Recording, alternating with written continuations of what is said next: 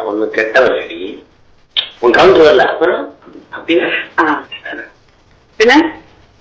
கேடு கெட்டவன்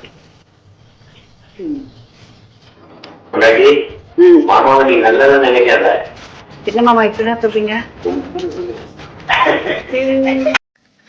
வீடியோ பார்க்கும்போது ஒரு விஷயம் மட்டும் புரியுது. சீமான் சொன்னது எல்லாமே உண்மைதான் போல இருக்கு. எக்ஸப்ட் நான் ரொம்ப நல்லாவே அப்படின்னு இருப்பாருங்க. அதை தவிர்த்து நான் ரொம்ப கேடு கேட்டவேன்னு சொன்னார் பார்த்தீங்களா, அது அப்படியே பொருந்தும் போல இருக்கு. ஏண்டா நாம் இல்லை தம்பிங்களா, எல்லாத்துக்கும் முட்டு கொடுத்துவீங்கல்ல.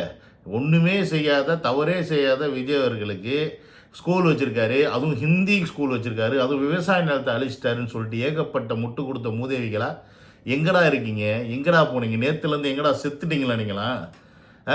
இல்லை எல்லாம் வீட்டு பொண்டாட்டி பின்னாடி முந்தானியில் போய் ஒளிஞ்சிக்கிட்டீங்களா? பாரதேசிங்களா? இப்படிப்பட்ட ஒரு கேவலமான ஒரு விஷயத்தை இவர் செஞ்சிருக்காரு அப்படின்னு ஒரு உயர்நீதிமன்ற நீதிபதியே சந்தேகப்பட்டு குற்றப்பத்திரிகை தாக்க சொல்லியிருக்காரா? குற்றப்பத்திரிகை, அதாவது ஒரு பெண்ணுக்கு மிகப்பெரிய கொடுமையை சீமான் செஞ்சிருக்கார் அப்படின்னு சொல்லிட்டு 3 மாதத்துக்குள்ள அவர் மீது குற்றப்பத்திரிகை தாக்கல் செய்ய சொல்லி காவல்துறைக்கு நீதிபதி இளந்தரையன் அப்படின்றவர் நேற்று ஹைகோர்ட்டில் ஆர்டர் போட்டிருக்கார். இன்றைக்கி முழுக்க அந்த வீடியோ தான் பார்க்க போகிறோம். என்ன விஷயம், ஏன் இதாச்சு, எல்லாத்தையும் நம்ம பார்க்க போகிறோம். Welcome to Vijay stock and welcome to another video. என்னுடைய சேனல் நீங்கள் யாராவது ஃபஸ்ட் டைம் வரீங்கன்னா சப்ஸ்கிரைப் பண்ணிவிட்டு பெல் பட்டனை ப்ரெஸ் பண்ணுங்கள், ஷேர் பண்ணுங்கள், முக்கியமாக உங்களுடைய கமெண்ட்ஸை கமெண்ட் செக்ஷனில் பதிவு பண்ணிடுங்க. சீமான் மேலே நான் கொடுத்த பாலியல் வழக்கை குவாஷ் பண்ண சொல்லி சீமான் ஹைகோர்ட்டில் ஒரு வழக்கு போட்டிருந்தாரு. அந்த வழக்கை விசாரித்த நீதிபதிகள் அது ஒரு பாலியல் வழக்கு, அதை குவாஷ் பண்ண முடியாது, அதை விசாரணை பண்ணி என்ன அப்படின்னு அதுக்கு காவல்துறை நீதி வழங்கணும் அப்படின்னு ஒரு ஆர்டர் பாஸ் பண்ணியிருந்தாங்க. நீதிமன்றத்துக்கு என்னோட நன்றியை தெரிவிச்சுக்கிறேன். என்னோட முழு ஒத்துழைப்பு நீதிமன்றத்துக்கு இருக்கும் அப்படின்ற இந்த வீடியோவில் நான் தெளிவுபடுத்துகிறேன்.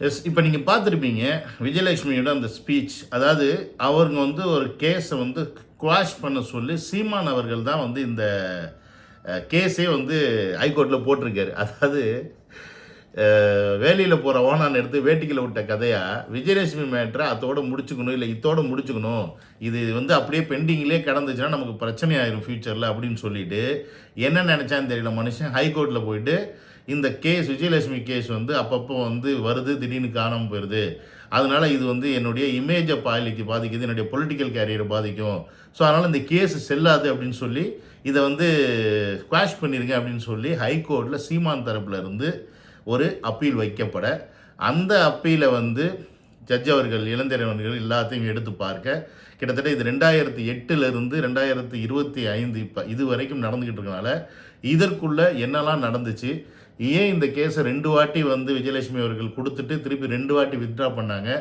அப்படின்ற ஏகப்பட்ட டீட்டெயில்ஸ் எல்லாத்தையும் படித்து பார்த்துட்டு இந்த கேஸை நாங்கள் குவாஷ் பண்ண முடியாது, ஏன்னா இது ஒரு மிகப்பெரிய பாலியல் வன்கொடுமை நடந்திருக்கிறதுக்கான முகாந்திரம் இந்த கேஸில் இருக்கிற காரணத்தினால இந்த கேஸ் ப்ரூவன் பண்ணப்படாமல் இந்த கேஸை நாங்கள் குவாஷ் பண்ண முடியாது. எய்தர் விஜயலட்சுமி தரப்புலேருந்து அவங்க பொய் சொல்லிட்டாங்கன்னு சீமான் ப்ரூவ் பண்ணணும். அப்படி ப்ரூவ் பண்ணலை அப்படின்னா சீமான் அவர்களுடைய கட்சியோட நிலைமை என்னாகும், வாழ்க்கை என்னாகும். ஒருவேளை ஜட்ஜ்மெண்ட்டு விஜயலட்சுமி அவர்களுக்கு ஃபேவராக வந்துச்சுன்னா சீமான் அவர்கள் கழித்துங்க வேண்டிய நிலைமை ஏற்படும் அப்படின்றதுல மாற்றுக்கிறதே கிடையாது.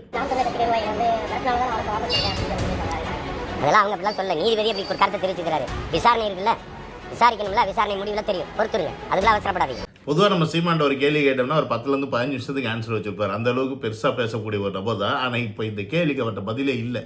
ஏன்னு கேட்டிங்கன்னா அவனால் பதில் சொல்ல முடியலை. சும்மா இருந்ததை தானாக தோண்டி விட்ட மாதிரி இப்போ ஒரு சிக்கலில் மாட்டிட்டு உட்காந்துட்டு இருக்காரு. ஒருவேளை சாட்டை திரும்ப அட்வைஸ் கொடுத்தான்னு தெரியல. ஆனால் இப்போ பார்த்தாலும் அந்த கேஸ் ஒன்று பெண்டிங்னே கிடக்கு, இவங்க ஏதாவது ஒன்றுனா கடைசியில் அதை வச்சு தான் அவங்க டார்கெட் பண்ணுறாங்க. போல மேட்ரு பேரு கெட்டு போயிடும் மொத்தமாக. நாளைக்கு எதாவது ஆகி போச்சுன்னா அந்த டயத்தில் சிக்கலாகி போயிடும். நீங்களாம் ஒரு கேஸை போட்டு இது முடிச்சு விட்ருக்குன்னு சொல்லி சீமானை மொத்தமாக முடிக்கிறதுக்கு இவங்க எதுவும் அட்வொகேட் வச்சு பிளான் பண்ணி சீமானை கோத்து விட்டானான்னு தெரியல. அப்படி தான் எனக்கு தெரியுது. இந்த சாட்டை திருமுருகனை பார்த்தா அவன் செய்யக்கூடிய ஆள் தான். பட் இந்த கேஸுடைய சாராம்சம் என்ன அப்படின்னு பார்த்தீங்கன்னா, இது நேற்று போட்டு இன்றைக்கி இப்படி ஒரு தீர்ப்பு வந்துச்சா அப்படின்னு பார்த்தீங்கன்னா அப்படி கிடையாது. கிட்டத்தட்ட 2008 2025 வரைக்கும் இந்த கேஸுக்கான ஒரு முகாந்திரம் இருக்குது. அஃப்கோர்ஸ் ஏன்னா அந்த காலகட்டத்தில் தான் சீமானுடைய படத்தில் வந்து விஜயலட்சுமி நடிக்கிறாங்க. ஸோ அவங்க நடிச்சுக்கிட்டு இருக்கும்போது அவங்களுக்கு ஒரு பிரச்சனை வருது. அந்த பிரச்சனை வரும்போது சீமான்கிட்ட போய் உதவி கேட்குறாங்க, அவங்களுடைய ஃபேமிலி இஷ்யூஸ்க்காக உதவி கேட்குறாங்க. அந்த டயத்தை சீமான் அவர்கள் வந்து கரெக்டாக தனக்கு எப்படி வேணுமோ அப்படி பயன்படுத்திக்கிட்டு, சரிம்மா நான் என்னெல்லாம் சொல்கிறோம் அதெல்லாம் செய்யுமா, நான் உன்னை பார்த்துக்கிறேன் அப்படின்னு சொல்லி அந்த பொண்ணை வந்து பண்ணி வச்சிட்டாரு. ஸோ ஒரு வேறு வழி இல்லை, சரி கல்யாணமும் பண்ணிக்கிறேன்னு சொன்னனால சரி குடும்பத்திலாம் இன்ட்ரடியூஸ் பண்ணி வச்சு இவர் தான் டேரக்டரு, இவர் தான் என்ன கல்யாணம் பண்ணிக்கிறேனார் அப்படின்னோடனே இவங்க தான் லிவிங் டுகெதரில் ஜாலியாக இருந்துட்டாங்க. எத்தனை வாட்டி ஜல்சா பண்ணாங்களோ அத்தனை வாட்டி கருக்கலப்பை வேறு செய்ய விட்ருக்காரு நம்ம சீமானு.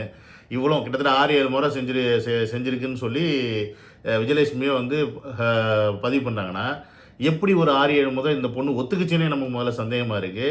ஸோ இது வந்து காதலின் பைத்தியமா, இல்லை கெரியர் போயிடக்கூடாதுன்ற அந்த நினைப்பா, இல்லை சீமான் மேலே வச்ச நம்பிக்கையா, இதெல்லாம் நமக்கு தெரியாது.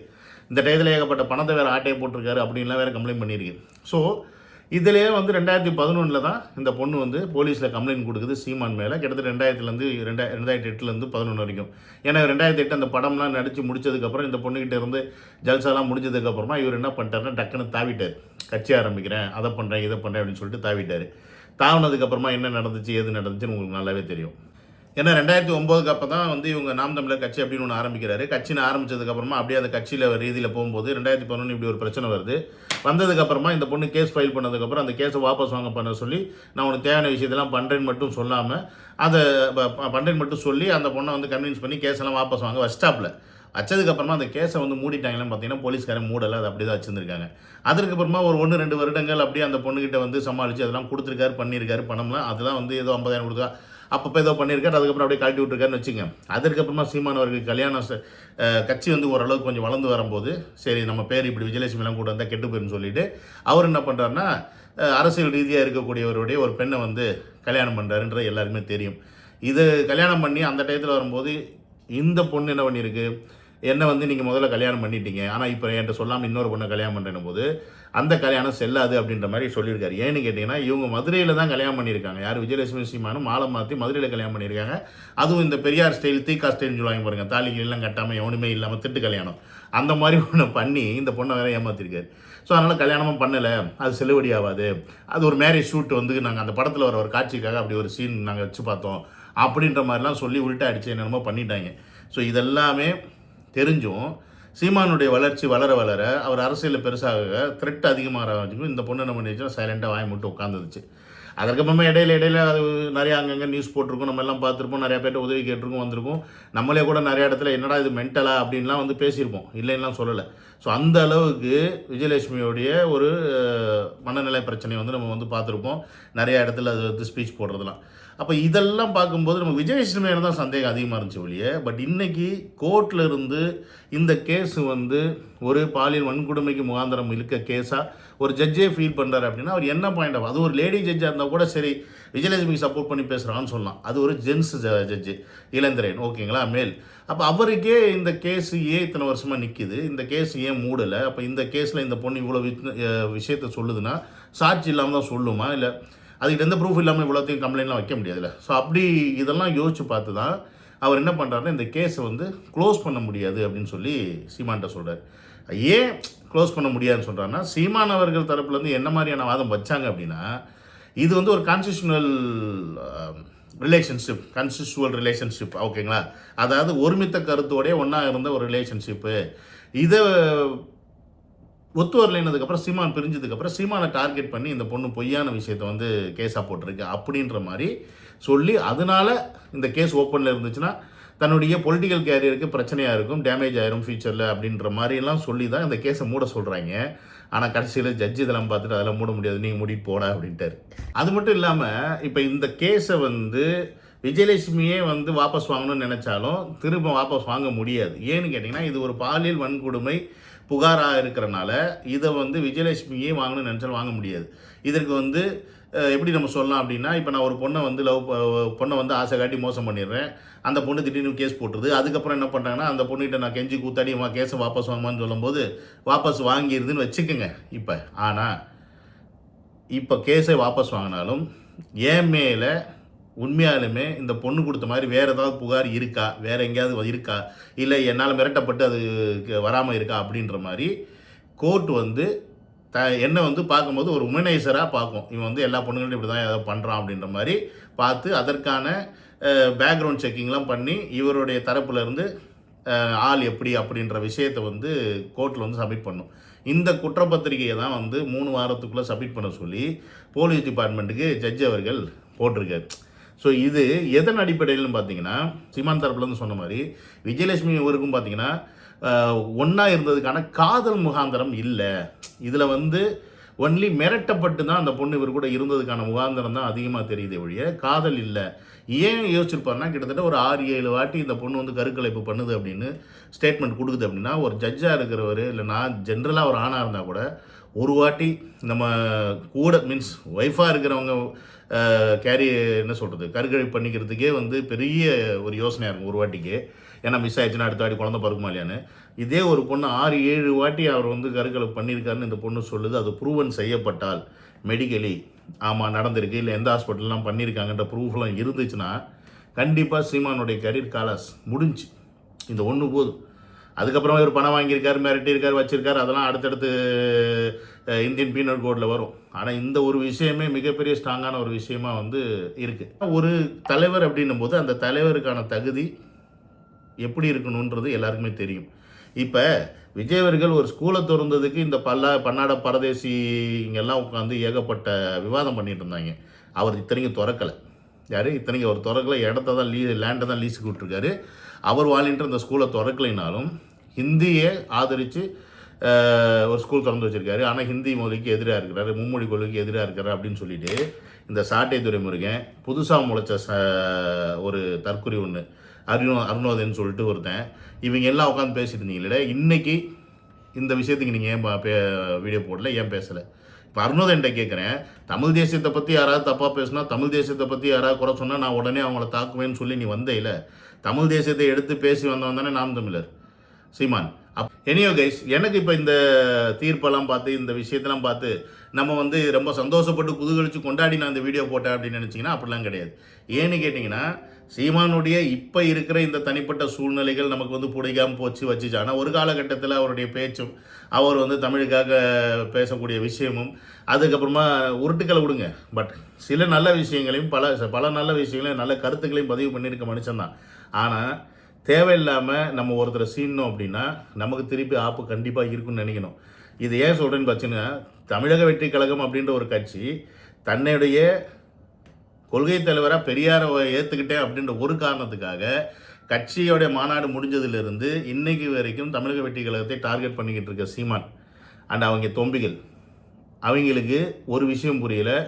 நம்ம தேவையில்லாமல் ஒருத்தரை போய் சீனணும் அப்படின்னா அது நமக்கே கடைசியில் ஆப்பாயிடணும். அப்படி தான் இப்போ விஜயலட்சுமி மேட்டர்லேயும் ஆயிருக்கு. அது வாட்டுக்கு கேஸ் போட்டுச்சு, வாபஸ் வாங்கிச்சு, விட்டுச்சு, கர்நாடகாவில் இருந்துச்சு.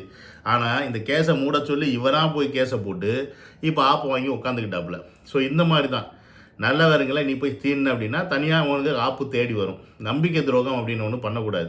நீங்கள் இப்போ சீமான் விஷயத்தில் ஏன் எனக்கு வந்து நம்பிக்கை போயிருச்சு அப்படின்னு பார்த்தீங்கன்னா, முன்னாடிலாம் பார்த்தீங்கன்னா இந்த விஜயலட்சுமி மேட்டரை நான் வந்து பெரிய கன்சிடர் பண்ணிக்க மாட்டேன். ஓகேப்பா, ஆமாம் அந்த பொண்ணு கூட ஏதோ காசுக்காக தான் பண்ணு போல இருக்குது அப்படின்லாம் நினச்சிருக்கேன்.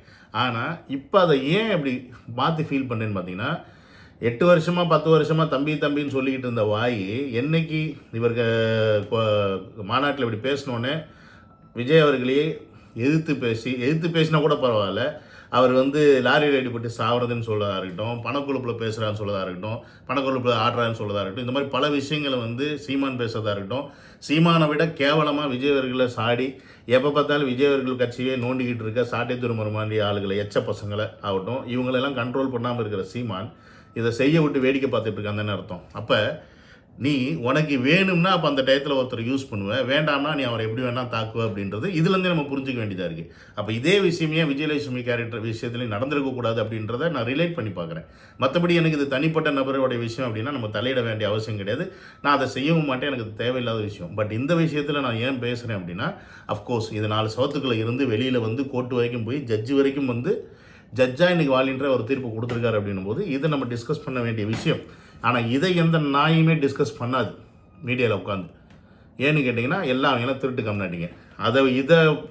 இது மிகப்பெரிய ஒரு விஷயம். இதை பெருசாக பப்ளிசிட்டி பண்ணிக்காமல் இவங்க உட்காந்து ட்விட்டரில் டேக் வார் பண்ணிருக்காங்க. Get out Modi, get out Stalin, அப்புறம் இவன் பார்த்தீங்கன்னா கெட் அவுட் மோடி அண்ட் ஸ்டாலின்னு சொல்லிட்டு என்டிகிலேருந்து ஒரு தரப்பில் போட்டு இவங்க எல்லாம் பண்ணிடுறத பார்த்து நம்ம பசங்க உள்ளே இறங்கி டிவிகே ஃபார் தமிழ்நாடு அப்படின்னு சொல்லி அவங்க ஒரு டேக்கை போட்டு அவங்க விளையாண்டுக்கிட்டு இருக்காங்க. ஸோ எதை எப்படிலாம் மலங்கடிக்கிறாங்க பாருங்கள். அப்போ இதுதான் மிகப்பெரிய விஷயம். இதை எந்த மீடியாவும் பேசலை. ஆனால் விஜய் அவர்கள் செய்யாத ஒரு விஷயம், லேண்டு கொடுத்துட்டாருன்னு ஒரு விஷயத்துக்காக எடுத்து என்னமோ ஒரு கொலை குத்தம் செஞ்ச மாதிரி, 4 பொண்ணு வாழ்க்கையை அழித்த மாதிரி, ஸ்கூல் வச்சுருக்காருன்னு அதை போய் ஒரு எப்படி சொல்கிறது, தப்பான நோக்கத்தோடு எல்லார்ட்டையும் கொண்டு போய் சேர்த்த இந்த அருணோதயன் போன்றவர்கள்லாம் என்னன்னு சொல்கிறது? இதை கேளு. நீ தமிழ் தேசியம் பேசுகிற, இல்லை தமிழ் தேசியம் பேசின ஒரு ஆள் இப்படி செய்யலாமான்னு இதை வீடியோ போட்டு கேளுங்கடா. முதல்ல நீங்களாம் சரியான ஆம்பளைங்களாக இருந்தீங்கன்னா, ஒரு அப்பனுக்கு ஆத்தாலும் பிறந்தேன், இதை வீடியோ போட்டு கேளுங்கடா. அப்படி தானே நான் கேட்பேன். ஏன்னா ஒரு தலைவன் எப்படி இருக்கணும் அப்படின்றது எனக்கு தெரிஞ்சு இப்போதைக்கு விஜய் அவர்கள்ட்ட மட்டும்தான் பார்த்து கற்றுக்க முடியும் போல இருக்குது. இவரெல்லாம் பார்த்து ஃபாலோ பண்ணி போகிறவங்களோட நிலைமை நினச்சா எப்படி இருக்கும்? பெண்கள் இவரை ஃபாலோ பண்ணி போகிறாங்க. அப்போ இவர் பின்னாடி போகிற தம்பிகள் என்ன மனநிலையில் இருப்பாங்க? நம்ம தலைவனே இப்படி பண்ணிட்டாயா, என்னது நம்ம தலைவனே ஒரு பொண்ணை இப்படி பண்ணிட்டு ஜாலியாக விட்டு போயிட்டான், நம்ம இன்னொரு பொண்ணை பண்ணக்கூடாதுன்னு நினைக்க மாட்டானா? அவங்களாம் இப்போ அந்த கேட்டகரியில் தான் இருப்பாங்க போல இருக்குது. எனிவே கைஸ், சீமானை நம்புறதும் நம்பாமல் இருக்கிறது உங்கள் இஷ்டம். பட் இந்த கேஸ் இன்னும் ஒரு 3 மாதம் கழித்து திருப்பி ரீஓப்பன் ஆகும். அப்போ என்னன்றதை நம்ம அப்போ பார்ப்போம். See you on another video. Love you all. Take care. Bye.